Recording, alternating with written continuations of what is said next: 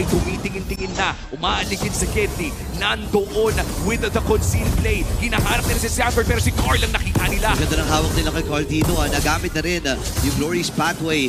Ang baba ng buhay ni Carl. Kailangan niya mag-regenerate. Light dito nagamit yung kanyang Revitalize. Pero wala pa rin silang ideya kung nasaan si Sanji. Nagamit na pagkakataon, nakita na. Mapapabrillas din siya. Pwedeng abangan dito ni Edward. Napatalo na nga rin. May breaker pa rin naman siya na available. Pero si Orby nagamit na yung kanyang Vengeance. Ngayon naman ay papasok din si Edward. Pero nakaiwas si Sanford. Apat na tinamaan ng Throne of Ruin Zone. At ang batang kambing ang makakakuha ng Lord. Sakya mo ng kill. Ngayon naman si Wei nakakaprihit lang. Edward. At ang buong kupunan dito ng Aurora Gaming ay sumusugod na. Sanji! Naku, si Sanji lalaban pa rin. JP lalaban kayo Glorious Pathway. At si Sanji ay makakakuha din ng kill. Ilalaban na nga dito ni Edward. Para dito kay Yue, Honest Eve. Uy, ito kung hinahawakan ng ang Lord. Uy, jojompagin na nga ata nila nito. Wait lang, ang lalim ata nila ito. Tumama yung Shot Shadow. Ngayon naman si Demon Kind, kinuha na ng mabilisan.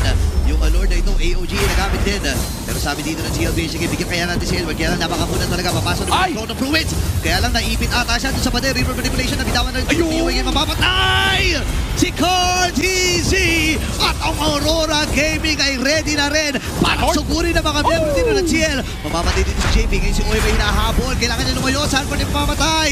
Si Sanji at si OM na lang ang natitira. Ang baba ng buhay ni Demon kahit dito. Kaya papatayin dito ni Sanji. May tonda naman na bibitawan. Kaya nagamit niya, Lord, ay nasa may bandang gitna. Pero mamamatay na rin natin dito si OM. May wipe out na mangyayari. Aurora Gaming, tuloy-tuloy ang pagkatok. May kasama na silang Lord. At